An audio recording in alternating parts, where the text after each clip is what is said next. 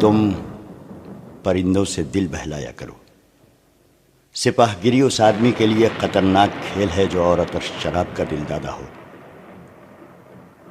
یہ الفاظ اپریل 1175 میں صلاح الدین ایوبی نے اپنے چچا زاد بھائی خلیفہ الصالح کے ایک امیر سیف الدین کو لکھے تھے۔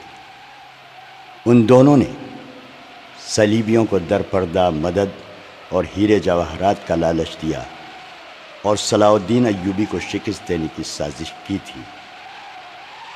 صلیبی یہی چاہتے تھے۔ انہوں نے حملہ کیا۔ الصالح اور سیف الدین نے ان کی مدد کی۔ صلاح الدین ایوبی نے ان سب کو شکست دی۔ امیر سیف الدین اپنا مال و متاع چھوڑ کر بھاگا۔ اس کی ذاتی خیمہ گاہ سے رنگ برنگے پرندے، حسین اور جوان رقاصائیں اور گانے والیاں، ساز اور سازندے اور شراب کے مٹکے برآمد ہوئے۔ صلاح الدین ایوبی نے ان سب کو شکست دی۔ امیر سیف الدین اپنا مال و متاع چھوڑ کر بھاگا۔ اس کی ذاتی خیمہ گاہ سے رنگ برنگے پرندے، حسین اور جوان رقاصائیں اور گانے والیاں، ساز اور سازندے اور شراب کے مٹکے برآمد ہوئے۔ صلاح الدین ایوبی نے پرندوں کو، ناچنے گانے والیوں اور ان کے سازندوں کو رہا کر دیا اور امیر سیف الدین کو اس مضمون کا خط لکھا: تم دونوں نے کفار کی پشت پناہی کر کے ان کے ہاتھوں میرا نام و نشان مٹانے کی ناپاک کوشش کی، مگر یہ نہ سوچا کہ تمہاری یہ سازش عالم اسلام کا بھی نام و نشان مٹا سکتی ہے۔ تم اگر مجھ سے حسد کرتے تھے تو مجھے قتل کر دیا ہوتا۔ تم مجھ پر 2 قاتلانہ حملے کرا چکے ہو۔ دونوں ناکام رہے۔ اب ایک اور کوشش کر دیکھو، ہو سکتا ہے کہ کامیاب ہو جاؤ۔ اگر تم مجھے یہ یقین دلا دو کہ میرا سر میرے تن سے جدا ہو جائے تو اسلام اور زیادہ سربلند ہوگا، تو رب کعبے کی قسم میں تمہاری تلوار سے اپنا سر کٹاؤں گا اور تمہارے قدموں میں رکھ دینے کی وصیت کروں گا۔ میں تمہیں صرف یہ بتا دینا چاہتا ہوں کہ کوئی غیر مسلم مسلمان کا دوست نہیں ہو سکتا۔ تاریخ تمہارے سامنے ہے، اپنا ماضی دیکھو۔ شاہ فرینک ریمانڈ جیسے اسلام دشمن صلیبی تمہارے دوست صرف اس لیے بنے کہ تم نے انہیں مسلمانوں کے خلاف میدان میں اترنے کی شے اور مدد دی تھی۔ اگر وہ کامیاب ہو جاتے تو ان کا اگلا شکار تم ہوتے، اور اس کے بعد ان کا یہ خواب بھی پورا ہو جاتا کہ اسلام صف ہستی سے مٹ جائے۔ تم جنگجو قوم کے فرد ہو۔ فن سپاہ گیری تمہارا قومی پیشہ ہے۔ ہر مسلمان اللہ کا سپاہی ہے، مگر ایمان اور کردار بنیادی شرط ہے۔ تم پرندوں سے ہی دل بہلا لیا کرو۔ سپاہ گیری اس آدمی کے لیے خطرناک کھیل ہے جو عورت اور شراب کا دل دادا ہو۔ میں تم سے درخواست کرتا ہوں، میرے ساتھ تعاون کرو اور میرے ساتھ جہاد میں شریک ہو جاؤ۔ اگر یہ نہ کر سکو تو میری مخالفت سے باز آ جاؤ۔ میں تمہیں کوئی سزا نہیں دوں گا۔ اللہ تمہارے گناہ معاف کرے، آمین۔ ایک یورپی مورخ لین پون لکھتا ہے، صلاح الدین ایوبی کے ہاتھ جو مال غنیمت لگا اس کا کوئی حساب نہ تھا۔ جنگی قیدی بھی بے انداز تھے۔ صلاح الدین ایوبی نے تمام تر مال غنیمت 3 حصوں میں تقسیم کیا۔ ایک حصہ جنگی قیدیوں میں تقسیم کر کے انہیں رہا کر دیا، دوسرا حصہ اپنی سپاہ اور غریبوں میں تقسیم کیا، اور تیسرا حصہ مدرسے نظام الملک کو دے دیا۔ اس نے اسی مدرسے سے تعلیم حاصل کی تھی۔ نہ خود کچھ رکھا، نہ اپنے کسی جنرل کو کچھ دیا۔ اس کا نتیجہ یہ ہوا کہ جنگی قیدی، جن میں بہت سے مسلمان تھے اور باقی غیر مسلم، رہا ہو کر صلاح الدین ایوبی کے کیمپ میں جمع ہو گئے اور اس کی اطاعت قبول کر کے اپنی خدمات ان کی فوج کے لیے پیش کر دیں۔ ایوبی کی کشادہ ظرفی اور عظمت دور دور تک مشہور ہو گئی۔ اس سے پہلے حسن بن صباح کے پراسرار فرقے فدائی، جنہیں یورپی مورخوں نے قاتلوں کا گروہ لکھا ہے، صلاح الدین ایوبی پر دوبارہ قاتلانہ حملے کر چکے تھے، لیکن خدائے ذوالجلال کو اپنے اس عظیم مرد مجاہد سے بہت کام لینا تھا۔ دونوں بار ایک معجزہ ہوا کہ اسلام کا یہ محافظ بال بال بچ گیا۔ اس پر تیسرا قاتلانہ حملہ اس وقت ہوا جب وہ اپنے مسلمان بھائیوں اور صلیبیوں کی سازش کی چٹان کو شمشیر سے ریزہ ریزہ کر چکا تھا۔ امیر سیف الدین میدان سے بھاگ گیا تھا، مگر وہ صلاح الدین ایوبی کے خلاف حسد اور کینے سے باز نہ آیا۔ اس نے حسن بن صباح کے قاتل فرقے کی مدد حاصل کر لی۔ یہ فرقہ ایک مدت سے اسلام کی آستین میں سانپ کی طرح پل رہا تھا۔ اس کا تفصیلی تعارف بہت ہی طویل ہے۔ مختصر یہ کہ جس طرح زمین سورج سے الگ ہو کر گناہوں کا گہوارہ بن گئی ہے، اسی طرح حسن بن صباح نام کے ایک آدمی نے اسلام سے الگ ہو کر نبیوں اور پیغمبروں والی عظمت حاصل کرنے کا منصوبہ بنایا۔ وہ اپنے آپ کو مسلمان ہی کہلاتا رہا اور ایسا گروہ بنا لیا جو طلسماتی طریقوں سے لوگوں کو اپنا پیروکار بناتا تھا۔ اس مقصد کے لیے اس گروہ نے نہایت حسین لڑکیاں، نشہ آور جڑی بوٹیاں، ہیپنوٹزم اور چرب زبانی جیسے طریقے اختیار کیے۔ بہشت بنائی جس میں جا کر پتھر بھی موم ہو جاتے تھے۔ اپنے مخالفین کو ختم کرنے کے لیے قاتلوں کا ایک گروہ تیار کیا۔ قتل کے طریقے خفیہ اور پراسرار ہوتے تھے۔ اس فرقے کے افراد اس قدر چالاک، ذہین اور نڈر تھے کہ بھیس اور زبان بدل کر بڑے بڑے جنریلوں کے باڈی گارڈ تک بن جاتے تھے، اور جب کوئی پراسرار طریقے سے قتل ہو جاتا تھا تو قاتلوں کا سراغ ہی نہیں ملتا تھا۔ کچھ عرصے بعد یہ فرقہ قاتلوں کا گروہ کے نام سے مشہور ہو گیا۔ یہ لوگ سیاسی قتل کے ماہر تھے، زہر بھی استعمال کرتے تھے جو حسین لڑکیوں کے ہاتھوں شراب میں دیا جاتا تھا۔ بہت مدت تک یہ فرقہ اسی مقصد کے لیے استعمال ہوتا رہا۔ اس کے پیروکار فدائی کہلاتے تھے۔ صلاح الدین ایوبی کو نہ حسین لڑکیوں سے دھوکہ دیا جا سکتا تھا، نہ شراب سے۔ وہ ان دونوں سے نفرت کرتا تھا۔ اسے قتل کرنے کا یہی ایک طریقہ تھا کہ اس پر قاتلانہ حملہ کیا جائے۔ اس کے محافظوں کی موجودگی میں اس پر حملہ نہ کیا جا سکتا تھا۔ 2 حملے ناکام ہو چکے تھے۔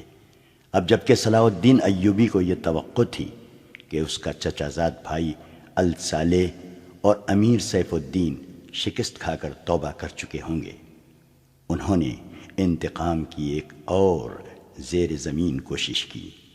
صلاح الدین ایوبی نے اس فتح کا جشن منانے کی بجائے حملے جاری رکھے اور 3 قصبوں کو قبضے میں لے لیا۔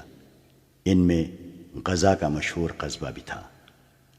اسی قصبے کے گرد و نواح میں ایک روز صلاح الدین ایوبی امیر جاوا الاسدی کے خیمے میں دوپہر کے وقت غنودگی کے عالم میں سستا رہا تھا۔ اس نے اپنی وہ پگڑی نہیں اتاری تھی جو میدان جنگ میں اس کے سر کو صحرا کے سورج اور دشمن کی تلوار سے محفوظ رکھتی تھی۔ خیمے کے باہر اس کے محافظوں کا دستہ موجود اور چوکس تھا۔ باڈی گارڈز کے اس دستے کا کمانڈر ذرا سی دیر کے لیے وہاں سے چلا گیا۔ ایک محافظ نے صلاح الدین ایوبی کے خیمے کے گرے ہوئے پردوں میں سے جھانکا۔ اسلام کی عظمت کے پاسبان کی آنکھیں بند تھیں۔ وہ پیٹھ کے بل لیٹا ہوا تھا۔ اس محافظ نے باڈی گارڈز کی طرف دیکھا۔ ان میں سے 3-4 باڈی گارڈز نے اس کی طرف دیکھا۔ محافظ نے اپنی آنکھیں بند کر کے کھولی۔ 3-4 محافظ اٹھے اور دوسروں کو باتوں میں لگا لیا۔ محافظ خیمے میں چلا گیا، کمر بند سے خنجر نکالا، دبے پاؤں چلا اور پھر چیتے کی طرح सोए हुए सलाउद्दीन अय्यूबी पर जस्त लगाई। खंजर वाला हाथ ऊपर उठा। ऐन उसी वक्त सलाउद्दीन अय्यूबी ने करवट बदली। यही नहीं बताया जा सकता कि मुहाफिज खंजर कहाँ मारना चाहता था, दिल में या सीने में, मगर हुआ यूं कि खंजर सलाउद्दीन अय्यूबी की पगड़ी के बालाई हिस्से में उतर गया और सर से बाल बराबर दूर रहा। पगड़ी सर से उतर गई। सलाउद्दीन अय्यूबी बिजली की तेजी से उठा। उसे यह समझने में देर न लगी कि यह सब क्या है। उस पर इससे पहले ऐसे 2 हमले हो चुके थे। उसने इस पर भी हैरत का इजहार न किया कि हमलावर उसके अपने बॉडीगार्ड्स के लिबास में था, जिसे उसने खुद अपने बॉडीगार्ड्स के लिए मुंतखब किया था। उसने एक सांस जितना अरसा भी ज़ाया न किया। हमलावर उसकी पगड़ी से खंजर खींच रहा था। अय्यूबी सर से नंगा था। उसने हमलावर की ठोड़ी पर पूरी ताकत से घुसा मारा। हड्डी टूटने की आवाज़ सुनाई दी। हमलावर का जबड़ा टूट गया था। वो पीछे को गिरा और उसके मुंह से हैबतनाक आवाज़ निकली। उसका खंजर सलाउद्दीन अय्यूबी की पगड़ी में रह गया था। अय्यूबी ने अपना खंजर निकाल लिया। इतने में 2 मुहाफिज दौड़ते अंदर आए। उनके हाथों में तलवारें थीं। सलाउद्दीन अय्यूबी ने उन्हें कहा कि इसे जिंदा पकड़ लो, मगर ये दोनों मुहाफिज सलाउद्दीन अय्यूबी पर टूट पड़े। सलाउद्दीन अय्यूबी ने एक खंजर से 2 तलवारों का मुकाबला किया। ये मुकाबला 1-2 मिनट का था, क्योंकि तमाम बॉडीगार्ड्स अंदर आ गए थे। सलाउद्दीन अय्यूबी ये देखकर हैरान रह गया कि उसके बॉडीगार्ड्स 2 हिस्सों में तकसीम होकर एक दूसरे को लहू लहान कर रहे थे। इसे चूंकि मालूम नहीं था कि इनमें इसका दुश्मन कौन और दोस्त कौन है, वो इस मोरके में शरीक ना हो सका। कुछ देर बाद जब बॉडीगार्ड्स में से चंद एक मारे गए, कुछ भाग गए और बाज़ ज़ख्मी होकर बेहाल हो गए, तो इंकशाफ हुआ कि इस दस्ते में जो सलाउद्दीन अय्यूबी की हिफाजत पर मामूर था, 7 मुहाफिज फिदाई थे जो सलाउद्दीन अय्यूबी को कत्ल करना चाहते थे। उन्होंने इस काम के लिए सिर्फ एक फिदाई खैमे में भेजा था। अंदर सूरत हाल बदल गई। चुनाचे बाकी भी अंदर चले गए। असल मुहाफिज भी अंदर गए। वो सूरत हाल समझ गए और सलाउद्दीन अय्यूबी बच गया। उसने अपने पहले हमलावर की शेरक पर तलवार की नोक रख कर पूछा कि वो कौन है और उसे किसने भेजा है। सच बोलने के बदले सलाउद्दीन अय्यूबी ने उसे जाँ बख्शी का वादा दिया। उसने बता दिया कि वो फदाई है और उसे केमश्तकिन, जिसे बाज़ मोर्रिखों ने गमश्तगीन लिखा है, ने इस काम के लिए भेजा था। केमश्तकिन अल साले के किले का गवर्नर था। असल कहानी सुनाने से पहले ये ज़रूरी मालूम होता है कि इन वाक़यात से पहले के दौर को देखा जाए। सलाउद्दीन अय्यूबी के नाम, उसकी अज़मत और तारीख़ इस्लाम में उसके मकाम और कारनामों से कौन वाकिफ़ नहीं है। मिल्लत इस्लामिया तो उसे भूल ही नहीं सकती। मसीही दुनिया भी उसे हमेशा याद रखेगी। लिहाजा ये ज़रूरी मालूम नहीं होता कि सलाउद्दीन अय्यूबी का शिजरा नसब तफसील से बयान किया जाए। हम जो कहानी सुनाने लगे हैं वो इस नोयत की है जिसकी वसअत के लिए तारीख़ का दामन तंग होता है। यह तफसीलात वाक़या निगारों और कलमकारों की रिकॉर्ड की हुई होती हैं। कुछ सीना बसीना अगली नस्लों तक पहुँचती हैं। तारीख़ के दामन में सलाउद्दीन अय्यूबी के सिर्फ कारनामे महफूज किए गए हैं। उन साजिशों का जिक्र बहुत कम आया है जो अपनों ने उसके खिलाफ की और उसकी बढ़ती हुई शोहरत और अज़मत को दागदार करने के लिए उसे ऐसी लड़कियों के जाल में फांसने की बार बार कोशिश की गई जिनके हुस्न में तिलिस्माती असर था। तारीख़ इस्लाम का यह हकीकी ड्रामा 23 मार्च 1169 के रोज़ से शुरू होता है, जब सलाउद्दीन अय्यूबी को मिस्र का वायसराय और फौज का कमांडर इन चीफ बनाया गया। उसे इतना बड़ा रुतबा एक तो इसलिए दिया गया कि वो हुक्मरान ख़ानदान का नौनिहाल था, और दूसरे इसलिए कि अवाइल उम्र में ही वो फ़न हर्ब व ज़रब का माहिर हो गया था। سپاہ گیری ورثے میں پائی تھی۔ اس کے ذہن میں حکمرانی کے معنی بادشاہی نہیں، اسلام کی پاسبانی اور قوم کی عظمت اور فلاح و بہبود تھی۔ اس کا جب شعور بیدار ہوا تو پہلی خلش یہ محسوس کی کہ مسلمان حکمرانوں میں نہ صرف یہ کہ اتحاد نہیں، بلکہ وہ ایک دوسرے کی مدد سے بھی گریز کرتے تھے۔ وہ عیاش ہو گئے تھے۔ شراب اور عورت نے جہاں ان کی زندگی رنگین بنا رکھی تھی، وہاں عالم اسلام اور خدا کے اس عظیم مذہب کا مستقبل تاریک ہو گیا تھا۔ ان امیروں، ان کے وزیروں اور مشیروں کے حرم غیر مسلم لڑکیوں سے بھرے ہوئے تھے۔ زیادہ تر لڑکیاں یہودی اور عیسائی تھیں، جنہیں خاص تربیت دے کر ان حرموں میں داخل کیا گیا تھا۔ غیر معمولی حسن اور اداکاری میں کمال رکھنے والی یہ لڑکیاں مسلمان حکمرانوں اور سربراہوں کے کردار اور قومی جذبے کو دیمک کی طرح کھا رہی تھیں۔ اس کا نتیجہ یہ تھا کہ صلیبی، جن میں فرینک یعنی فرنگی خاص طور پر قابل ذکر ہیں، مسلمانوں کی سلطنتوں کے ٹکڑے ہڑپ کرتے چلے جا رہے تھے، اور بعض مسلم حکمران شاہ فرینک کو سالانہ ٹیکس یا جزیہ ادا کر رہے تھے، جس کی حیثیت غنڈہ ٹیکس کی سی تھی۔ صلیبی اپنی جنگی قوت کے رعب سے اور چھوٹے موٹے حملوں سے حکمرانوں کو ڈراتے رہتے، کچھ علاقے پر قبضہ کر لیتے، تاوان اور ٹیکس وصول کرتے تھے۔ ان کا یہ مقصد تھا کہ آہستہ آہستہ دنیائے اسلام کو ہڑپ کر لیا جائے۔ مسلمان حکمران اپنی رعایا کا خون چوس کر ٹیکس دیتے رہتے تھے۔ ان کا مقصد یہ تھا کہ انہیں عیش و عشرت میں پریشان نہ کیا جائے۔ فرقہ پرستی کے بیج بھی بو دیے گئے تھے۔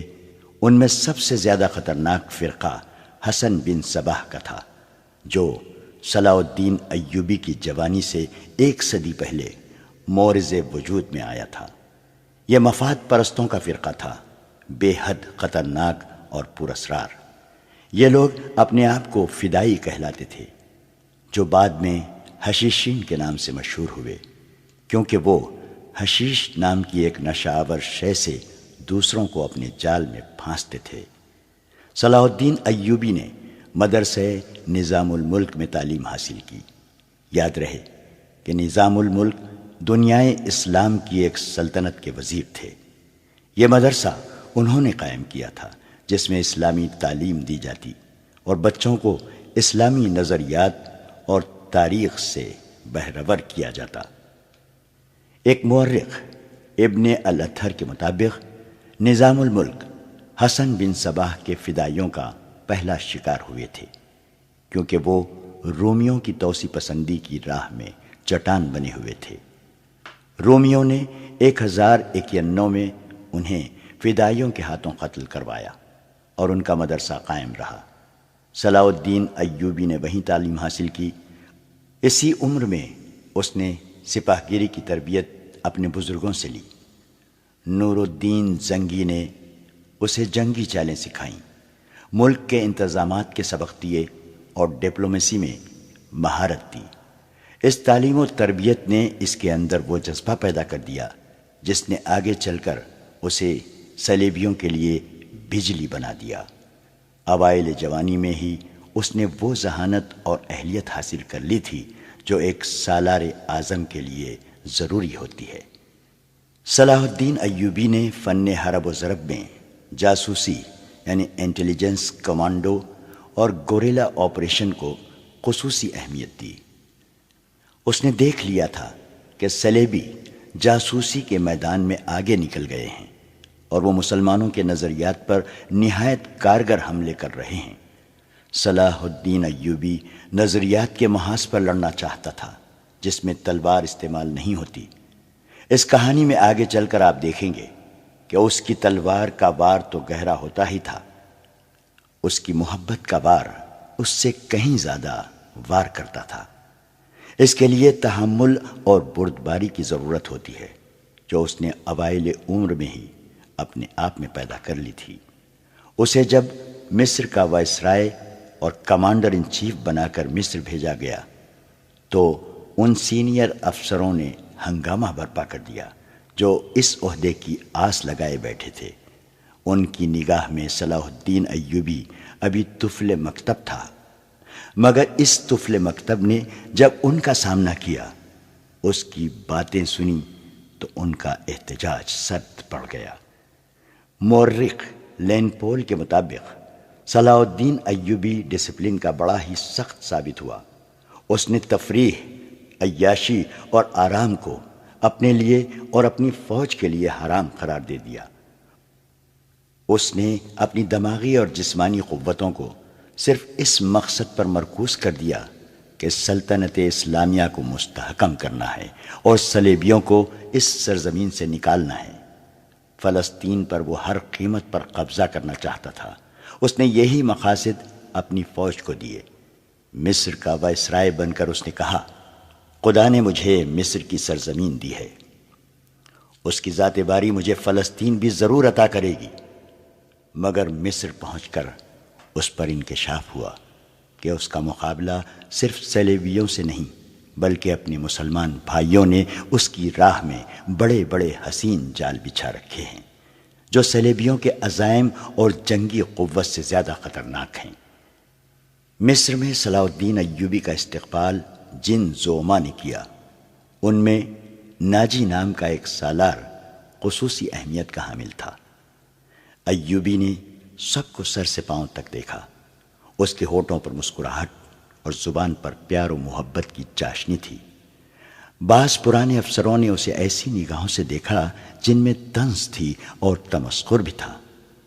وہ صلاح الدین ایوبی کے صرف نام سے واقف تھے یا اس کے متعلق یہ جانتے تھے کہ وہ حکمران خاندان کا فرد اور اپنے چچا کا جانشین ہے۔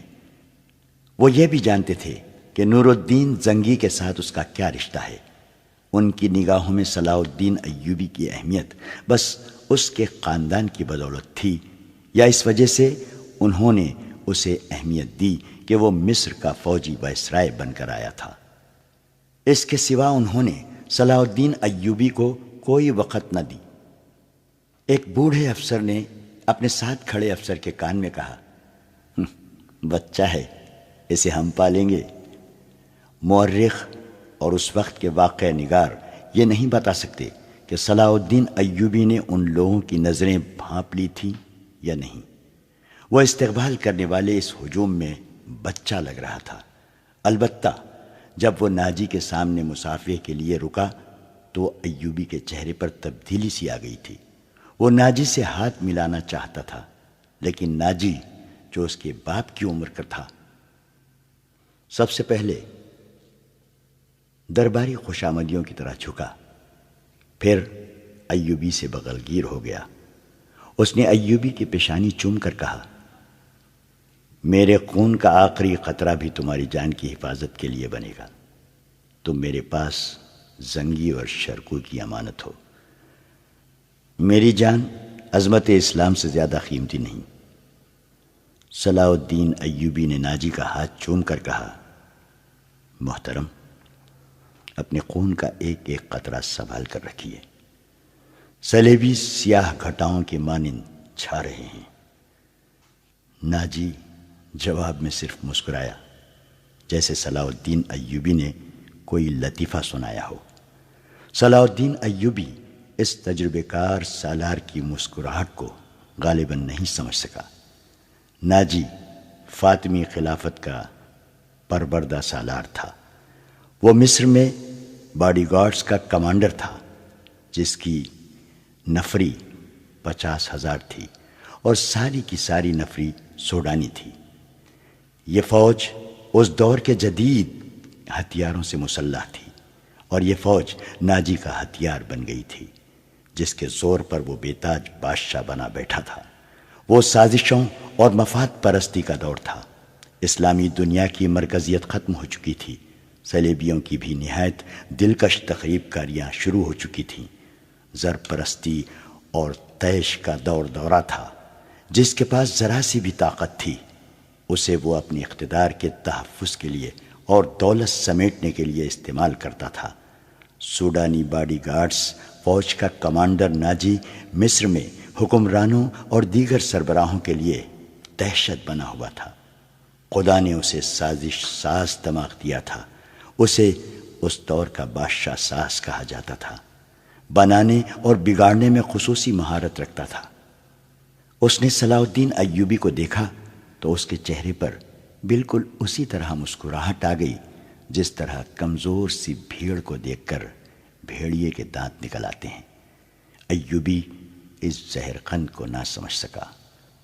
اس کے لیے سب سے زیادہ اہم آدمی ناجی تھا، کیونکہ وہ 50,000 باڈی گارڈز کا کمانڈر تھا اور صلاح الدین کو اس فوج کی ضرورت تھی۔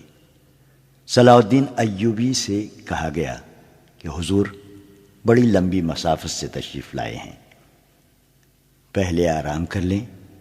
تو اس نے کہا، میرے سر پر جو دستار رکھ دی گئی ہے میں اس کے اہل نہ تھا، اس دستار نے میرا آرام اور میری نیند حرام کر دی ہے۔ کیا آپ حضرات مجھے اس چھت کے نیچے نہیں لے چلیں گے جہاں میرے فرائض میرا انتظار کر رہے ہیں؟ کیا حضور کام سے پہلے طعام پسند نہیں فرمائیں گے؟ اس کے نائب نے پوچھا۔ صلاح الدین ایوبی نے کچھ سوچا اور ان کے ساتھ چل پڑا۔ لمبے تڑنگے قوی ہیکل باڈی گارڈز اس عمارت کے سامنے کھڑے تھے جس میں کھانے کا انتظام کیا گیا تھا۔ ایوبی نے ان گارڈز کے ہتھیار دیکھے تو اس کے چہرے پر رونق آ گئی، مگر یہ رونق دروازے میں قدم رکھتے ہی غائب ہو گئی۔ وہاں 4 نوجوان لڑکیاں جن کے جسموں میں زہر شکن لچک اور شانوں پر بکھرے ہوئے ریشمی بالوں میں قدرت کا حسن سمویا ہوا تھا، ہاتھوں میں پھولوں کی پتیوں سے بھری ہوئی خوشنما ٹوکریاں اٹھائے کھڑی تھی۔ انہوں نے صلاح الدین ایوبی کے راستے میں پتیاں بکھیرنی شروع کر دیں اور اس کے ساتھ دف کی تال پر طاؤس و رباب اور شہنائیوں کا مسحور کن نغمہ ابھرا۔ ایوبی نے راستے میں پھولوں کی پتیاں دیکھ کر قدم پیچھے کر لیا۔ ناجی اور اس کا نائب اس کے دائیں بائیں تھے، وہ دونوں جھک گئے اور اسے آگے چلنے کی دعوت دی۔ یہ وہ انداز تھا جسے مغل بادشاہوں نے ہندوستان میں رائج کیا تھا۔ صلاح الدین ایوبی پھولوں کی پتیاں مسلنے نہیں آیا۔ ایوبی نے ایسی مسکراہٹ سے کہا جو ان لوگوں نے پہلے کم ہی کبھی کسی ہونٹوں پر دیکھی تھی۔ ہم حضور کے راستے میں آسمان سے تارے بھی نوچ کر بچھا سکتے ہیں۔ ناجی نے کہا، اگر میری راہ میں کچھ بچھانا چاہتے ہو تو وہ ایک ہی چیز ہے جو میرے دل کو بھاتی ہے۔ صلاح الدین ایوبی نے کہا، آپ حکم دیں۔ نائب نے کہا، وہ کون سی چیز ہے جو حضور کے دل کو بہلاتی ہے؟ صلیبیوں کی لاشیں۔ صلاح الدین ایوبی نے مسکرا کر کہا، مگر فوراً ہی اس کی مسکراہٹ غائب ہو گئی۔ اس کی آنکھوں میں شعلے نکلنے لگے۔ اس نے دھیمی آواز میں جس میں قہر اور عتاب چھپا ہوا تھا کہا، مسلمان کی زندگی پھولوں کی سیج نہیں۔ جانتے نہیں ہو صلیبی سلطنت اسلامیہ کو چوہوں کی طرح کھا رہے ہیں، اور جانتے ہو وہ کیوں کامیاب ہو رہے ہیں؟ صرف اس لیے کہ ہم نے پھولوں کی پتیوں پر چلنا شروع کر دیا ہے۔ ہم نے اپنی بچیوں کو ننگا کر کے ان کی عصمتیں رون ڈالی ہیں۔ میری نظریں فلسطین پر لگی ہوئی ہیں۔ تم میری راہ میں پھول بچھا کر مصر سے بھی اسلام کا پرچم اتروا دینا چاہتے ہو؟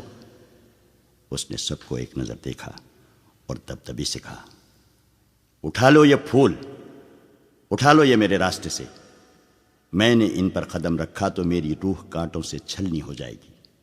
ہٹا دو لڑکیوں کو میرے راستے سے، کہیں ایسا نہ ہو کہ میری تلوار ان کے اتنے دلکش سنہرے بالوں میں الجھ کر بیکار ہو جائے۔ حضور کی جاہ وہ حشمت، مجھے حضور نہ کہو۔ صلاح الدین ایوبی نے بولنے والے کو یوں ٹوک دیا جیسے تلوار سے کسی کافر کی گردن کاٹ دی ہو۔ اس نے کہا، حضور وہ تھے جن کا تم کلمہ پڑھتے ہو اور جن کا میں غلام بے دام ہوں۔ میری جان فدا ہو اس حضور صلی اللہ علیہ وسلم پر جن کے مقدس پیغام کو میں نے سینے پر کندہ کر رکھا ہے۔ میں یہی پیغام لے کے مصر آیا ہوں۔ صلیبی مجھ سے یہ پیغام چھین کر بحر روم میں ڈبو دینا چاہتے ہیں، شراب میں غرق کر دینا چاہتے ہیں۔ میں بادشاہ بن کے نہیں آیا۔ لڑکیاں کسی کے اشارے پر پھولوں کی پتیاں سمیٹ کر وہاں سے ہٹ گئی تھیں۔ صلاح الدین ایوبی تیزی سے دروازے کے اندر چلا گیا۔ ایک وسیع کمرہ تھا، اس میں ایک لمبی میز رکھی تھی جس پر رنگ برنگے پھول بکھرے ہوئے تھے، اور ان کے درمیان روسٹ کیے ہوئے بکروں کے بڑے بڑے ٹکڑے، سالم مرغ اور جانے کیسے کیسے کھانے سجے ہوئے تھے۔ صلاح الدین ایوبی رک گیا اور اپنے نائب سے پوچھا، کیا مصر کا ہر ایک باشندہ اسی قسم کا کھانا کھاتا ہے؟ نہیں حضور، نائب نے جواب دیا، غریب لوگ تو ایسے کھانے کے خواب بھی نہیں دیکھ سکتے۔ تم سب کس قوم کے فرد ہو؟ صلاح الدین ایوبی نے پوچھا۔ کیا ان لوگوں کی قوم الگ ہے جو ایسے کھانوں کے خواب بھی نہیں دیکھ سکتے؟ کسی طرف سے کوئی جواب نہ پا کر اس نے کہا، اس جگہ جس قدر ملازم ہیں اور یہاں جتنے سپاہی ڈیوٹی پر ہیں، ان سب کو اندر بلاؤ، یہ کھانا انہیں کھلا دو۔ اس نے لپک کر ایک روٹی اٹھائی، اس پر 2-3 بوٹیاں رکھیں اور کھڑے کھڑے کھانے لگا۔ نہایت تیزی سے پوری روٹی کھا کر پانی پیا اور باڈی گارڈز کے کمانڈر ناجی کو ساتھ لے کر اس کمرے میں چلا گیا جو وائسرائے کا دفتر تھا۔ 2 گھنٹے بعد ناجی باہر نکلا، دوڑ کر اپنے گھوڑے پر سوار ہوا، ایڑ لگائی اور نظروں سے اوجھل ہو گیا۔ رات ناجی کے خاص کمرے میں اس کے 2 کمانڈر جو اس کے معتمد اور ہمراز تھے اس کے پاس بیٹھے شراب پی رہے تھے۔ ناجی نے کہا، جوانی کا جوش ہے، تھوڑے دنوں میں ٹھنڈا کر دوں گا۔ کمبخت جو بھی بات کرتا ہے کہتا ہے رب کعبہ کی قسم، صلیبیوں کو سلطنت اسلامیہ سے باہر نکال کر دم لوں گا۔ صلاح الدین ایوبی، ایک کمانڈر نے طنز کیا، اتنا بھی نہیں جانتا کہ سلطنت اسلامیہ کا دم نکل چکا ہے، اب سوڈانی حکومت کریں گے۔ کیا آپ نے اسے بتایا نہیں کہ یہ 50,000 کا لشکر سوڈانی ہے؟ دوسرے کمانڈر نے ناجی سے پوچھا، اور یہ لشکر جسے وہ اپنی فوج سمجھتا ہے صلیبیوں کے خلاف نہیں لڑے گا؟ تمہارا دماغ ٹھکانے ہے؟ ناجی نے کہا، میں اسے یہ یقین دلانا چاہتا ہوں کہ یہ 50,000 سوڈانی شیر اس کے اشارے پر صلیبیوں کے پرخچے اڑا دیں گے۔ لیکن ناجی چپ ہو کر سوچ میں پڑ گیا۔ لیکن کیا؟ اس نے مجھے حکم دیا ہے کہ مصر کے باشندوں کی ایک فوج تیار کرو۔ ناجی نے کہا، اس نے کہا ہے کہ ایک ہی ملک کی فوج مناسب نہیں ہوتی، وہ مصر کے لوگوں کو بھرتی کر کے ہماری فوج میں شامل کرنا چاہتا ہے۔ تو آپ نے کیا جواب دیا؟ میں نے کہا ہے کہ آپ کے حکم کی تعمیل ہوگی، ناجی نے جواب دیا، مگر میں ایسے حکم کی تعمیل نہیں کروں گا۔ مزاج کا کیسا ہے؟ ادروش نے پوچھا۔ ضد کا پکا معلوم ہوتا ہے، ناجی نے جواب دیا، آپ کی دانش اور تجربے کے سامنے وہ کچھ بھی نہیں لگتا۔ دوسرے کمانڈر نے کہا، نیا نیا امیر مصر بن کے آیا ہے، کچھ روز یہ نشہ طاری رہے گا۔ میں یہ نشہ اترنے نہیں دوں گا، ناجی نے کہا، اسے اسی نشے میں بدمست کر کے ماروں گا۔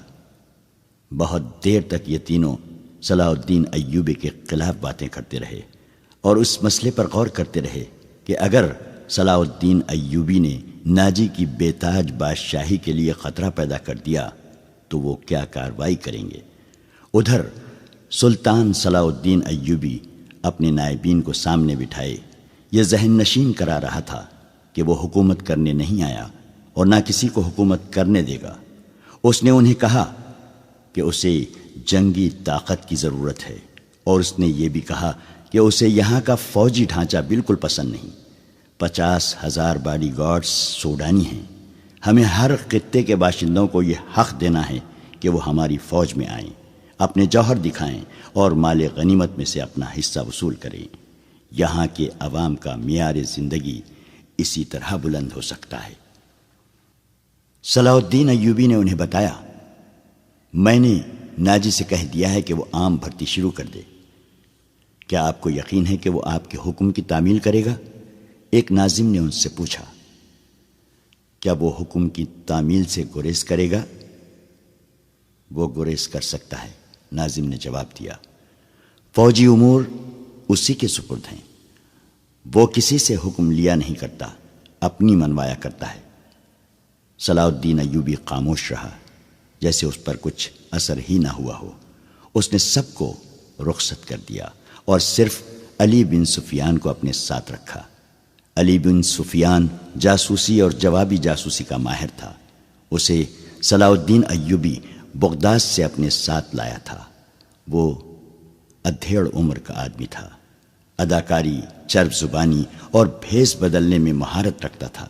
جنگوں میں اس نے جاسوسی بھی کی تھی اور جاسوسوں کو پکڑا بھی تھا۔ اس کا اپنا گروہ تھا جو آسمان سے تارے بھی توڑ لاتا تھا۔ صلاح الدین ایوبی کو جاسوسی کی اہمیت سے واقفیت تھی۔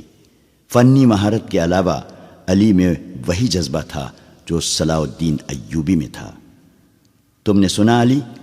صلاح الدین نے کہا، یہ لوگ کہہ گئے ہیں کہ ناجی کسی سے حکم لیا نہیں کرتا، اپنی منوایا کرتا ہے۔ ہاں، علی نے جواب دیا، میں نے سن لیا ہے۔ اگر میں چہرے پہچاننے میں غلطی نہیں کرتا تو میری رائے میں باڈی گارڈز کا یہ کمانڈر جس کا نام ناجی ہے، ناپاک ذہنیت کا انسان ہے۔ اس کے متعلق میں پہلے سے بھی کچھ جانتا ہوں۔ یہ فوج جو ہمارے خزانے سے تنخواہ لیتی ہے، دراصل ناجی کی ذاتی فوج ہے۔ اس نے حکومتی حلقوں میں ایسی سازشیں کی ہیں جنہوں نے انتظامی ڈھانچے کو بے حد کمزور کر دیا ہے۔ آپ کا یہ فیصلہ بالکل بجا ہے کہ فوج میں یہاں کے ہر خطے کے سپاہی ہونے چاہیے۔ میں آپ کو تفصیلی معلومات فراہم کروں گا۔ مجھے شک ہے کہ سوڈانی فوج ناجی کی وفادار ہے، ہماری نہیں۔ آپ کو اس فوج کی تربیت اور تنظیم بدلنی پڑے گی یا ناجی کو سبکدوش کرنا پڑے گا۔ میں اپنی صفوں میں ہی اپنے دشمن پیدا نہیں کرنا چاہتا، صلاح الدین ایوبی نے کہا۔ ناجی گھر کا بھیدی ہے، اسے سبکدوش کر کے اپنا دشمن بنا لینا دانشمندی نہیں۔ ہماری تلوار غیروں کے لیے ہے، اپنوں کا خون بہانے کے لیے نہیں۔ میں ناجی کی ذہنیت کو پیار اور محبت سے بدل سکتا ہوں۔ تم اس فوج کی ذہنیت معلوم کرنے کی کوشش کرو اور مجھے صحیح اطلاع دو کہ فوج کہاں تک ہماری وفادار ہے۔ مگر ناجی اتنا کچا آدمی نہیں تھا۔ اس کی ذہنیت پیار اور محبت کے بکھیڑوں سے آزاد تھی۔ اسے اگر پیار تھا تو اپنی اقتدار اور شیطانیت کے ساتھ تھا۔ اس لحاظ سے وہ پتھر تھا، مگر جسے اپنے جال میں پھنسانا چاہتا اس کے سامنے موم ہو جاتا تھا۔ اس نے صلاح الدین ایوبی کے ساتھ یہی رویہ اختیار کیا۔ اس کے سامنے وہ بیٹھتا نہیں تھا، ہاں میں ہاں ملاتا چلا جاتا تھا۔ اس نے مصر کے مختلف خطوں سے ایوبی کے حکم کے مطابق فوج کے لیے بھرتی شروع کر دی تھی، حالانکہ یہ کام اس کی مرضی کے خلاف تھا۔ دن گزرتے جا رہے تھے، صلاح الدین ایوبی اسے کچھ پسند کرنے لگا تھا۔ ناجی نے اسے یقین دلایا تھا کہ سوڈانی باڈی گارڈ فوج حکم کی منتظر ہے اور یہ قوم کی توقعات پر پوری اترے گی۔ ناجی صلاح الدین ایوبی کو 2-3 مرتبہ کہہ چکا تھا کہ وہ باڈی گارڈز کی طرف سے اسے دعوت دینا چاہتا ہے اور فوج اس کے اعزاز میں جشن منانے کے لیے بےتاب ہے، لیکن صلاح الدین ایوبی مصروفیت کی وجہ سے یہ دعوت قبول نہیں کر سکا تھا۔ رات کا وقت تھا۔ ناجی اپنے کمرے میں اپنے 2 معتمد جونیئر کمانڈروں کے ساتھ بیٹھا شراب پی رہا تھا۔ 2 ناچنے والیاں سازوں کی ہلکی ہلکی موسیقی پر مستی میں آئی ہوئی ناگنوں کی طرح مسحور کن اداؤں سے رقص کر رہی تھیں۔ ان کے پاؤں میں گھنگرو نہیں تھے، ان کے جسموں پر کپڑے صرف اسی قدر تھے کہ ان کے صدر ڈھکے ہوئے تھے۔ اس رقص میں قمار کا تاثر تھا۔ دربان اندر آیا اور ناجی کے کان میں کچھ کہا۔ ناجی جب شراب اور رقص میں محو ہوتا تھا تو کوئی مقل ہونے کی جرت نہیں کر سکتا تھا۔ صرف دربان کو معلوم تھا کہ وہ کون سا ضروری کام ہے جس کی خاطر ناجی عیش و طرب کی محفل سے اٹھا کرتا ہے، ورنہ وہ اندر آنے کی جرت نہ کرتا۔ اس کی بات سنتے ہی ناجی باہر نکل گیا اور دربان اسے دوسرے کمرے میں لے گیا۔ وہاں سوڈانی لباس میں ملبوس ایک ادھیڑ عمر آدمی بیٹھا تھا۔ اس کے ساتھ ایک جوان لڑکی تھی۔ ناجی کو دیکھ کر وہ اٹھی۔ ناجی اس کے چہرے اور خط کاٹ کی دلکشی دیکھ کر ٹھٹک گیا۔ وہ عورتوں کا شکاری تھا۔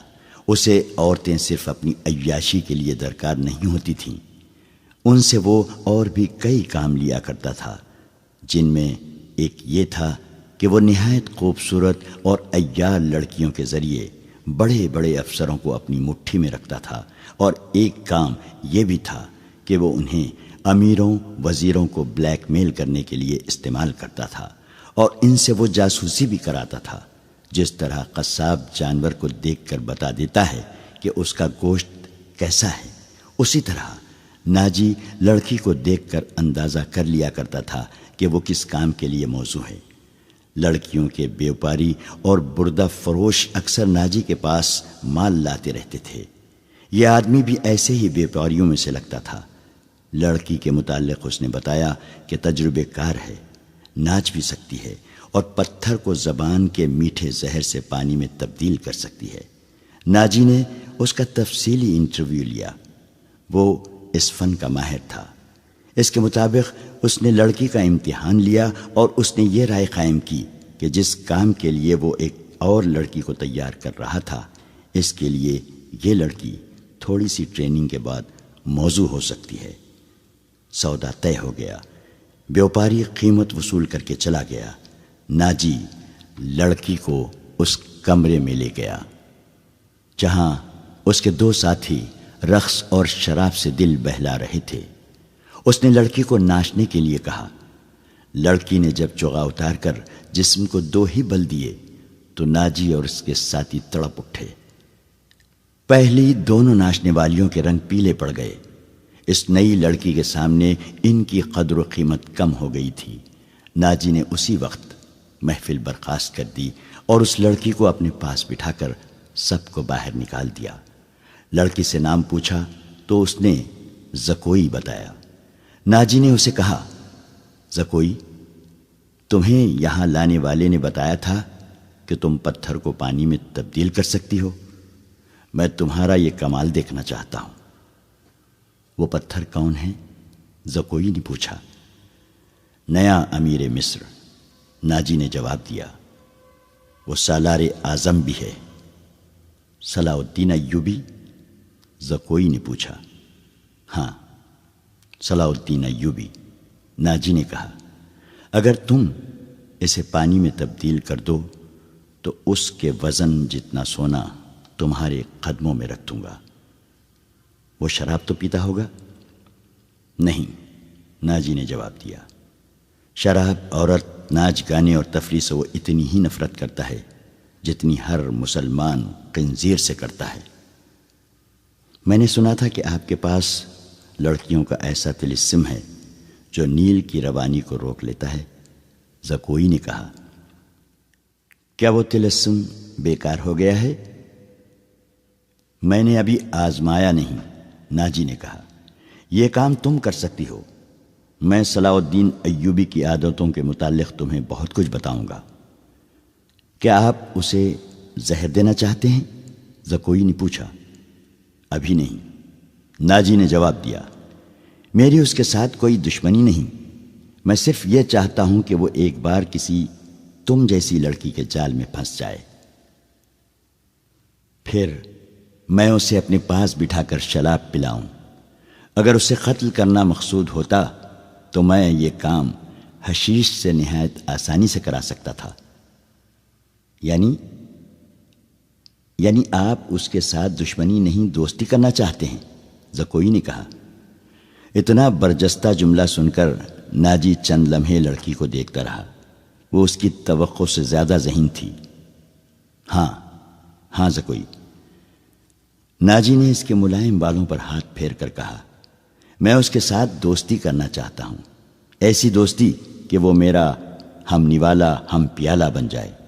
آگے میں جانتا ہوں کہ مجھے اس سے کیا کام لینا ہے۔ ناجی نے کہا اور ذرا سوچ کر بولا، لیکن میں تمہیں یہ بھی بتا دینا ضروری سمجھتا ہوں کہ ایک جادو صلاح الدین ایوبی کے ہاتھ میں بھی ہے۔ اگر تمہارے حسن اور ناز و انداز پر اس کا جادو چل گیا تو میں تمہیں زندہ نہیں رہنے دوں گا۔ اگر تم نے مجھے دھوکہ دیا تو تم ایک دن سے زیادہ زندہ نہیں رہ سکو گی۔ صلاح الدین ایوبی تمہیں موت سے بچا نہیں سکے گا۔ تمہاری زندگی اور موت میرے ہاتھ میں ہے۔ تم مجھے دھوکہ نہیں دے سکو گی، اسی لیے میں نے تمہارے ساتھ کھل کر باتیں کی ہیں، ورنہ میرے رتبے اور حیثیت کا آدمی ایک پیشہ ور لڑکی کے ساتھ پہلی ملاقات میں ہی ایسی باتیں کبھی نہ کرتا۔ یہ آپ کو آنے والا وقت ہی بتائے گا کہ کون کس کو دھوکہ دیتا ہے۔ زکوئی نے کہا، مجھے یہ بتائیے کہ صلاح الدین ایوبی تک میری رسائی کس طرح ہوگی؟ میں اسے ایک جشن میں بلا رہا ہوں، ناجی نے کہا۔ اسے رات اپنے ہاں رکھوں گا اور تمہیں اس کی خوابگاہ میں داخل کر دوں گا۔ میں نے تمہیں اسی مقصد کے لیے بلایا ہے، آگے میں سنبھال لوں گی۔ وہ رات گزر گئی اور پھر اور کئی راتیں گزر گئیں۔ صلاح الدین ایوبی انتظامی کاموں میں اور نئی فوج تیار کرنے میں اتنا مصروف رہا کہ ناجی کی دعوت قبول کرنے کا وقت نہ نکال سکا۔ علی بن سفیان نے اسے ناجی کے متعلق جو رپورٹ دی اس سے وہ پریشان ہو گیا۔ اس نے علی سے کہا، تو اس کا مطلب یہ ہے کہ یہ شخص صلیبیوں سے زیادہ خطرناک ہے۔ یہ ایک سانپ ہے جسے مصر کی امارت آستین میں پال رہی ہے۔ علی بن سفیان نے ناجی کی تقریب کاری کی تفصیل سنائی کہ اس نے کس طرح کس بڑے آدمی کو اپنے ہاتھ میں لیا اور انتظامیہ میں من مانی کرتا رہا۔ پھر کہا، اور جس سوڈانی سپاہ کا وہ سالار ہے وہ ہماری بجائے اس کی وفادار ہے۔ کیا آپ اس کا کوئی علاج سوچ سکتے ہیں؟ صرف سوچ ہی نہیں سکتا، صلاح الدین ایوبی نے جواب دیا۔ علاج شروع کر چکا ہوں۔ مصر سے جو سپاہ بھرتی کی جا رہی ہے اسے میں سوڈانی محافظوں میں گڈ مٹ کر دوں گا۔ پھر یہ فوج سوڈانی ہوگی نہ مصری۔ ناجی کی یہ طاقت بکھر کر ہماری فوج میں جذب ہو جائے گی۔ ناجی کو میں اس کے صحیح ٹھکانے پر لے آؤں گا، اور میں یہ بھی وثوق سے کہہ سکتا ہوں کہ اس نے صلیبیوں کے ساتھ جو گڑھ جوڑ کر رکھا ہے۔ علی بن سفیان نے کہا، آپ سلطنت اسلامیہ کو ایک مضبوط مرکز پر لا کر اسلام کو وسعت دینا چاہتے ہیں، مگر ناجی آپ کے خواب کو دیوانے کا خواب بنا رہا ہے۔ تم اس سلسلے میں کیا کر رہے ہو؟ یہ مجھ پر چھوڑے، علی بن سفیان نے جواب دیا۔ میں جو کچھ کروں گا وہ آپ کو ساتھ ساتھ بتاتا رہوں گا، آپ مطمئن رہیں۔ میں نے اس کے گرد جاسوسوں کی ایک ایسی دیوار چن دی ہے جس کی آنکھیں بھی ہیں، کان بھی ہیں، اور یہ دیوار متحرک ہے۔ یوں سمجھ لیں کہ میں نے اسے اپنے جاسوسی کے قلعے میں قید کر لیا ہے۔ صلاح الدین ایوبی کو علی بن سفیان پر اس قدر اعتماد تھا کہ اس سے اس کی درپردہ کارروائی کی تفصیل نہ پوچھی۔ علی نے اس سے پوچھا، معلوم ہوا ہے کہ وہ آپ کو جشن پر مدعو کر رہا ہے؟ اگر یہ بات صحیح ہے تو اس کی دعوت اس وقت قبول کیجیے گا جب میں آپ کو بتاؤں گا۔ ایوبی اٹھا اور ہاتھ پیٹھ پیچھے رکھ کر ٹہلنے لگا۔ اس کی آہ نکل گئی، وہ رک گیا اور بولا، بن سفیان، زندگی اور موت اللہ کے ہاتھ میں ہے۔ بے مقصد زندگی سے کیا یہ بہتر نہیں کہ انسان پیدا ہوتے ہی مر جائے؟ کبھی کبھی یہ سوچ دماغ میں آ جاتی ہے کہ وہ لوگ شاید خوش نصیب ہیں جن کی قومی حص مردہ ہوتی ہے اور جن کا کوئی کردار نہیں ہوتا، بڑے مزے سے جیتے اور اپنی آئی پر مر جاتے ہیں۔ وہ بد نصیب ہیں امیر محترم، علی نے کہا۔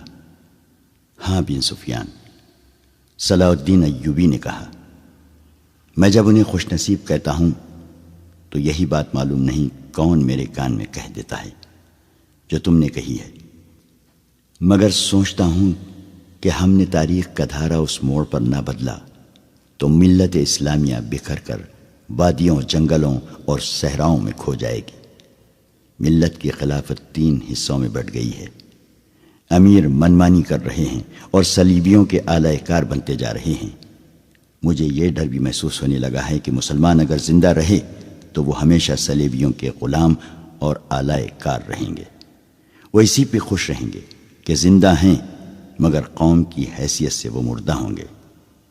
ذرا نقشہ دیکھو علی، آدھی صدی میں دیکھو ہماری سلطنت کا نقشہ کتنا سکڑ گیا ہے۔ وہ خاموش ہو گیا، سر جھکا کر ٹہلنے لگا، پھر رک گیا اور سر کو جھٹک کر علی بن سفیان کو دیکھا۔ کہنے لگا، جب تباہی اپنے اندر سے اٹھے تو اسے روکنا محال ہوتا ہے۔ اگر ہماری خلافت اور امارتوں کا یہی حال رہا تو صلیبیوں کو ہم پر حملے کرنے کی ضرورت پیش نہیں آئے گی۔ وہ آگ جس میں ہم اپنا ایمان، اپنا کردار اور اپنی قومیت جلا رہے ہیں، اس میں صلیبی آہستہ آہستہ تیل ڈالتے رہیں گے۔ ان کی سازشیں ہمیں آپس میں لڑاتی رہیں گی۔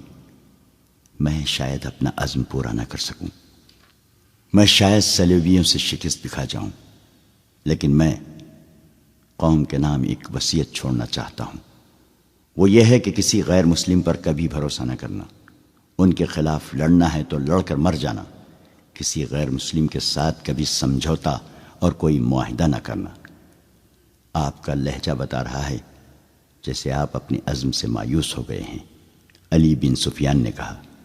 مایوس نہیں، صلاح الدین ایوبی نے کہا، جذباتی۔ علی، میرا ایک حکم متعلقہ شعبے تک پہنچا دو، بھرتی تیز کر دو اور کوشش کرو کہ فوج کے لیے زیادہ سے زیادہ ایسے آدمی رکھو جو جنگ کا تجربہ حاصل کر چکے ہوں۔ ہمارے پاس اتنی لمبی تربیت کا وقت نہیں ہے۔ بھرتی ہونے والوں کا مسلمان ہونا لازمی قرار دے دو، اور تم اپنے لیے ذہن نشین کر لو کہ ایسے جاسوسوں کا ایک دستہ تیار کرو جو دشمن کے علاقے میں جا کر جاسوسی بھی کریں اور شب کو بھی ماریں۔ یہ جابازوں کا دستہ ہوگا۔ انہیں خصوصی تربیت دو۔ ان میں یہ صفات پیدا کرو کہ اونٹ کی طرح زیادہ سے زیادہ عرصے پیاس برداشت کر سکیں۔ ان کی نظریں عقاب کی طرح تیز ہوں۔ ان میں صحرائی لومڑی کی مکاری ہو اور وہ دشمن پر چیتے کی طرح جھپٹنے کی مہارت، دلیری اور طاقت کے مالک ہو۔ ان میں شراب، حشیش وغیرہ کی عادت نہ ہو اور عورت کے لیے وہ برف کی طرح یکر ہو۔ بھرتی تیز کرا دو بن سفیان، اور یاد رکھو میں ہجوم کا قائل نہیں۔ مجھے لڑنے والوں کی ضرورت ہے، خواہ تعداد تھوڑی ہو، ان میں قومی جذبہ ہو اور وہ میرے عزم کو سمجھتے ہوں۔ کسی کے دل میں یہ شبہ نہ ہو کہ اسے کیوں لڑایا جا رہا ہے۔ اگلے 10 دنوں میں ہزارہا تربیت یافتہ سپاہی امارت مصر کی فوج میں آ گئے۔ ان 10 دنوں میں ناجی نے زکوئی کو ٹریننگ دے دی کہ وہ صلاح الدین ایوبی کو کون کون سے طریقے سے اپنے حسن کے جال میں پھانس کر اس کی شخصیت اور اس کے کردار کو کمزور کر سکتی ہے۔ ناجی کے ہمراز دوستوں نے زکوئی کو دیکھا تو انہوں نے بلا خوف تردید کہا کہ اس لڑکی کو مصر کے فرعون دیکھ لیتے تو خدائی کے دعوے سے دستبردار ہو جاتے۔ ناجی کا جاسوسی کا اپنا نظام تھا، بہت تیز اور دلیر۔ وہ معلوم کر چکا تھا کہ علی بن سفیان صلاح الدین ایوبی کا خصوصی مشیر ہے اور عرب کا معنی ہوا سراغ رساں۔ اس نے علی کے پیچھے اپنے جاسوس چھوڑ دیے تھے اور اس نے علی کو قتل کرا دینے کا منصوبہ بھی بنا لیا تھا۔ زکوئی کو ناجی نے صلاح الدین ایوبی کو اپنے دام میں پھانسنے کے لیے تیار کیا تھا، لیکن وہ محسوس نہ کر سکا کہ مراکش کی رہنے والی یہ لڑکی اس کے اپنے اعصاب پر سوار ہو گئی ہے۔ وہ صرف شکل و صورت کی ہی دلکش نہ تھی، بلکہ اس کی باتوں میں ایسا جادو تھا کہ ناجی اسے پاس بٹھا کر اس کے ساتھ باتیں ہی کرتا رہتا تھا۔ اس نے ان 2 ناچنے گانے والی لڑکیوں سے نگاہیں پھیر لی تھیں جو اس کی منظور نظر تھیں۔ 3-4 راتوں سے اس نے ان لڑکیوں کو اپنے کمرے میں نہیں بلایا تھا۔ ناجی سونے کے انڈے دینے والی مرغی تھی جو ان کے قبضے سے نگل کر زکوئی کی آغوش میں انڈے دینے لگی تھی۔ انہوں نے زکوئی کو راستے سے ہٹانے کی ترکیبیں سوچنی شروع کر دی۔ وہ آخر اس نتیجے پر پہنچیں کہ اسے قتل کرا دیا جائے۔ مگر اسے قتل کرانا ممکن نظر نہیں آتا تھا، کیونکہ ناجی نے اسے جو کمرہ دے رکھا تھا اس پر 2 محافظوں کا پہرا رہتا تھا۔ اس کے علاوہ یہ دونوں لڑکیاں اس مکان سے بلا اجازت باہر نہیں جا سکتی تھیں جو ناجی نے انہیں دے رکھا تھا۔ انہوں نے حرم کی خادمہ عورتوں میں سے ایک کو اعتماد میں لینا شروع کر دیا۔ وہ اس کے ہاتھوں زکوئی کو زہر دینا چاہتی تھی۔ علی بن سفیان نے صلاح الدین ایوبی کا محافظ دستہ بدل دیا۔ یہ سب امیر مصر وائسرائے کے پرانے باڈی گارڈ تھے۔ ان کی جگہ اس نے ان سپاہیوں میں سے باڈی گارڈز کا دستہ تیار کر دیا جو نئی بھرتی میں آئے تھے۔ یہ جانبازوں کا منتخب دستہ تھا جو سپاہ گیری میں بھی طاق تھا اور جذبے کے لحاظ سے بھی اس کا ہر سپاہی مرد حر تھا۔ ناجی کو یہ تبدیلی بالکل پسند نہیں تھی، لیکن اس نے صلاح الدین ایوبی کے سامنے اس تبدیلی کی بے حد تعریف کی اور اس کے ساتھ ہی درخواست کی کہ صلاح الدین ایوبی اس کی دعوت قبول کر لے۔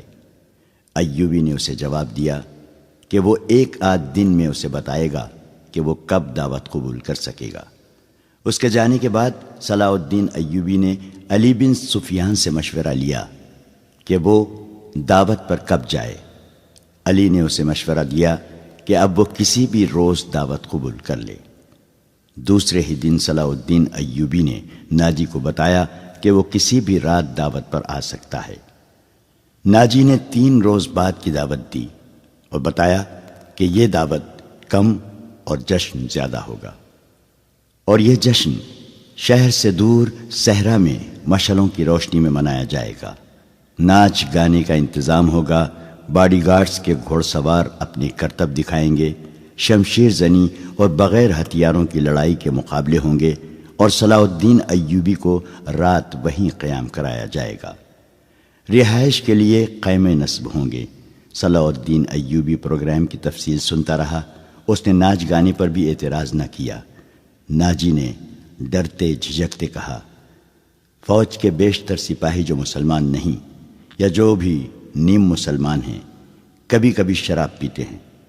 وہ شراب کے عادی نہیں، وہ اجازت چاہتے ہیں کہ جشن میں انہیں شراب پینے کی اجازت دی جائے۔ آپ ان کے کمانڈر ہیں۔ صلاح الدین ایوبی نے کہا، آپ چاہیں تو انہیں اجازت دے دیں، نہ دینا چاہیں تو میں آپ پر اپنا حکم نہیں چلاؤں گا۔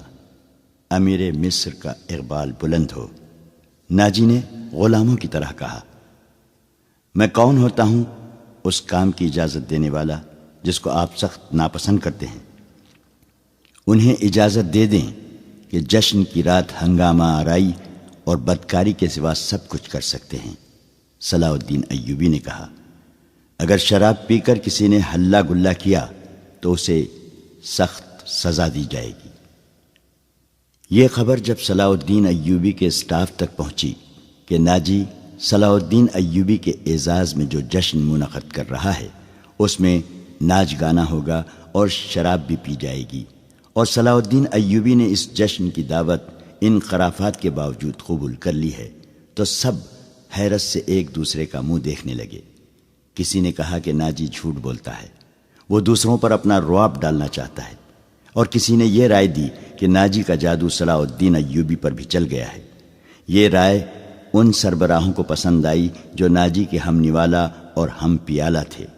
صلاح الدین ایوبی نے چارج لیتے ہی ان کے لیے عیش و عشرت، شراب نوشی اور بدکاری جرم قرار دے دی تھی۔ اس نے ایسا سخت ڈسپلن رائج کر دیا تھا کہ کسی کو بھی پہلے کی طرح فرائض سے کوتاہی کی جرت نہیں ہوتی تھی۔ وہ اس پر خوش تھے کہ آج نئے امیر مصر نے کسی دعوت میں شراب اور رقص کی اجازت دے دی ہے، تو کل پرسوں وہ خود بھی ان رنگینیوں کا رسیہ ہو جائے گا۔ صرف علی بن سفیان تھا جسے معلوم تھا کہ صلاح الدین ایوبی نے خرافات کی اجازت کیوں دی ہے۔ جشن کی شام آ گئی۔ ایک تو چاندنی رات تھی۔ صحرا کی چاندنی اتنی شفاف ہوتی ہے کہ ریت کے ذرے بھی نظر آ جاتے ہیں۔ دوسرے ہزارہا مشعلوں نے وہاں صحرا کی رات کو دن بنا دیا تھا۔ باڈی گارڈز کا ہجوم تھا جو ایک وسیع میدان کے گرد دیواروں کی طرح کھڑا تھا۔ ایک طرف صلاح الدین ایوبی کے بیٹھنے کے لیے جو مسند رکھی گئی تھی وہ کسی بہت بڑے بادشاہ کا تخت معلوم ہوتی تھی۔ اس کے دائیں بائیں بڑے رتبوں کے مہمانوں کی نشستیں تھیں۔ اس وسیع و عریض تماشا گاہ سے تھوڑی دور مہمانوں کے لیے نہایت خوبصورت خیمے نصب تھے۔ ان سے ہٹ کر ایک بڑا خیمہ صلاح الدین ایوبی کے لیے نصب کیا گیا تھا، جہاں اسے رات بسر کرنی تھی۔ علی بن سفیان نے سورج غروب ہونے سے پہلے وہاں جا کر اس خیمے کے ارد گرد محافظ کھڑے کر دیے تھے۔ جب علی بن سفیان وہاں محافظ کھڑے کر رہا تھا، ناجی زکوئی کو آخری ہدایات دے رہا تھا۔ اس شام زکوئی کا حسن کچھ زیادہ ہی نکھر آیا تھا۔ اس کے جسم سے ایسے عطر کی بھینی بھینی بو اٹھ رہی تھی جس میں سحر کا تاثر تھا۔ اس نے بال اوریاں کندھوں پر پھیلا دیے تھے۔ سفید کندھوں پر سیاہی مائل بھورے بال زاہدوں کی نظروں کو گرفتار کرتے تھے۔ اس کا لباس اس قدر باریک تھا کہ اس کے جسم کے تمام نشیب و فراز صاف نظر آتے تھے۔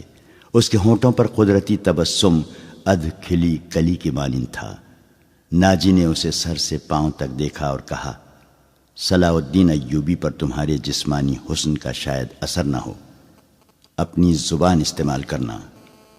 وہ سبق بھولنا نہیں جو میں اتنے دنوں سے تمہیں پڑھا رہا ہوں، اور یہ بھی نہ بھولنا کہ اس کے پاس جا کر اس کی لونڈی نہ بن جانا، انجیر کا وہ پھول بن جانا جو درخت کی چوٹی پر نظر آتا ہے مگر درخت پر چڑھ کر دیکھو تو غائب ہو جاتا ہے۔ اسے اپنے قدموں میں بٹھا لینا۔ میں تمہیں یقین دلاتا ہوں کہ تم اس پتھر کو پانی میں تبدیل کر لو گی۔ اسی سرزمین میں کلیوپاترا نے سیزر جیسے مرداہن کو اپنے حسن و جوانی سے پگھلا کر مصر کی ریت میں بہا دیا تھا۔ کلیوپاترا تم سے زیادہ خوبصورت نہیں تھی۔ میں نے تمہیں جو سبق دیے ہیں وہ کلیوپاترا کی چالیں تھی۔ عورت کی یہ چالیں کبھی ناکام نہیں ہو سکتی۔ زکوئی مسکرا رہی تھی اور بڑے غور سے سن رہی تھی۔ مصر کی ریت نے ایک اور کلیوپاترا کو حسین ناگن کی طرح جنم دیا تھا۔ مصر کی تاریخ اپنے آپ کو دہرانے والی تھی۔ سورج غروب ہو گیا تو مشعلیں جل اٹھیں۔ صلاح الدین ایوبی گھوڑے پر سوار آ گیا۔ اس کی دائیں بائیں اور آگے اور پیچھے اس کے ان محافظوں کے گھوڑے تھے جو علی بن سفیان نے منتخب کیے تھے۔ اسی دستے میں سے اس نے 10 محافظ شام سے پہلے ہی یہاں لا کر صلاح الدین ایوبی کے خیمے کے گرد کھڑے کر دیے تھے۔ سازوں نے دف کی آفاس پر استقبالیہ دھن بجائی اور صحرا امیر مصر صلاح الدین ایوبی زندہ باد کے نعروں سے گونجنے لگا۔ ناجی نے آگے بڑھ کر استقبال کیا اور کہا، آپ کے جانثار عظمت اسلام کے پاسبان آپ کو بصر و چشم خوش آمدید کہتے ہیں۔ ان کی بے تابیاں اور بے قراریاں دیکھیے، آپ کے اشارے پر کٹ مریں گے۔ اور خوش آمد کے لیے اسے جتنے الفاظ یاد آئے اس نے کہہ ڈالے۔ جو ہی صلاح الدین ایوبی اپنی شاہانہ نشست پر بیٹھا، سر پر دوڑتے گھوڑوں کی ٹاپوں کی آوازیں سنائی دی۔ گھوڑے جب مشعلوں کی روشنی میں آئے تو سب نے دیکھا کہ 4 گھوڑے دائیں سے اور 4 بائیں سے دوڑے آ رہے تھے۔ ہر ایک پر ایک ایک سوار تھا۔ ان کے پاس ہتھیار نہیں تھے۔ وہ ایک دوسرے کے آمنے سامنے آ رہے تھے۔ صاف ظاہر تھا کہ وہ ٹکرا جائیں گے۔ کسی کو معلوم نہیں تھا کہ وہ کیا کریں گے۔ وہ ایک دوسرے کے قریب آئے تو دونوں فریقوں کے سوار رکابوں میں پاؤں جما کر کھڑے ہو گئے۔ پھر انہوں نے نگاہیں ایک ایک ہاتھ میں کر لی اور دوسرے بازو پھیلا دیے۔ دونوں اطراف کے گھوڑے بالکل آمنے سامنے آ گئے اور سواروں کی دونوں پارٹیاں ایک دوسری سے الجھ گئیں۔ سواروں نے ایک دوسرے کو پکڑنے اور گھوڑے سے گرانے کی کوشش کی۔ جب گھوڑے آگے نکل گئے تو 2 سوار جو گھوڑوں سے گر پڑے تھے ریت پر قلع بازیاں کھا رہے تھے۔ ایک طرف کے ایک سوار نے دوسری طرف کے ایک سوار کو ایک بازو میں جکڑ کر اسے گھوڑے سے اٹھا لیا تھا اور اسے اپنے گھوڑے پر ڈال کر لے جا رہا تھا۔ ہجوم نے اس قدر شور بپا کیا کہ اپنی آواز اپنے آپ کو بھی نہیں سنائی دیتی تھی۔ یہ سوار اندھیرے میں غائب ہوئے تو دونوں طرف سے 4 اور گھوڑے آئے اور اسی طرح مقابلہ ہوا۔ اس طرح 8 مقابلے ہوئے اور اس کے بعد شتر سوار آئے۔ پھر گھوڑ سواروں اور شتر سواروں نے سواری کے متعدد کرتب دکھائے۔ اس کے بعد تیغ زنی اور بغیر ہتھیاروں کی لڑائی کے مظاہرے ہوئے، جن میں کئی ایک سپاہی زخمی ہو گئے۔